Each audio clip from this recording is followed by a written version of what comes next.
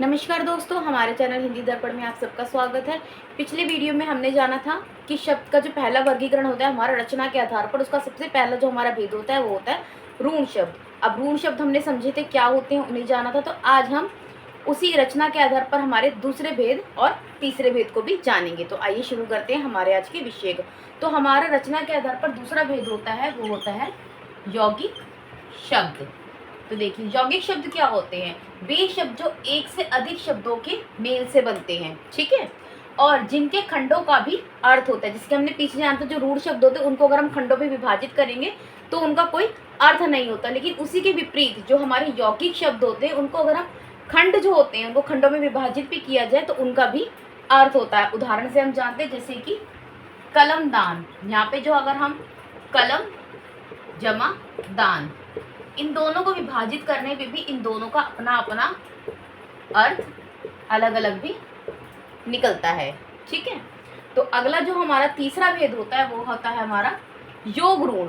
तो देखिए, यौगिक और योग ऋण कुछ हद तक सामान्य है, कुछ हद तक सामान्य भी नहीं है। ये चीज़ आपको थोड़ी सी अच्छे से समझनी पड़ेगी।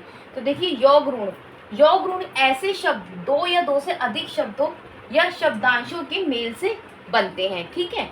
यहाँ पे हमारी परिभाषा तो वही चल रही है, कोई परिभाषा में हमारे परिवर्तन नहीं, परिभाषा हमारी सेम ही चल रही है, परंतु अर्थ की दृष्टि से सामान्य को छोड़कर विशेष अर्थ प्रकट करते हैं।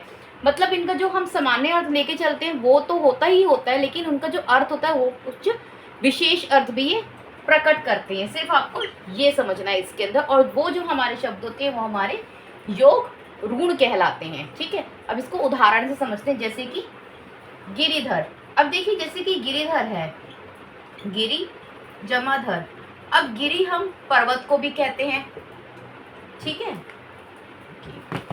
गिरी जो होता है, गिरी हम पर्वत को भी कहते हैं।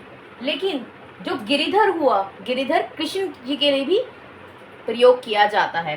तो इसलिए जो गिरी है यहाँ पे पर्वत भी है, लेकिन गिरी का जो विशेष अर्थ यहाँ पे निकल रहा है वो हमारा श्री कृष्ण जी के लिए निकल रहा है। उसी प्रकार से हमारा पंकज हो गया, नीलकंठ हो गया और लंबोदर हो गया। ये शब्द जो होते हैं ये अपना विशेष अर्थ प्रकट करते हैं। तो इन्हें हम योग ऋण शब्द कहलाते हैं ये हमारे।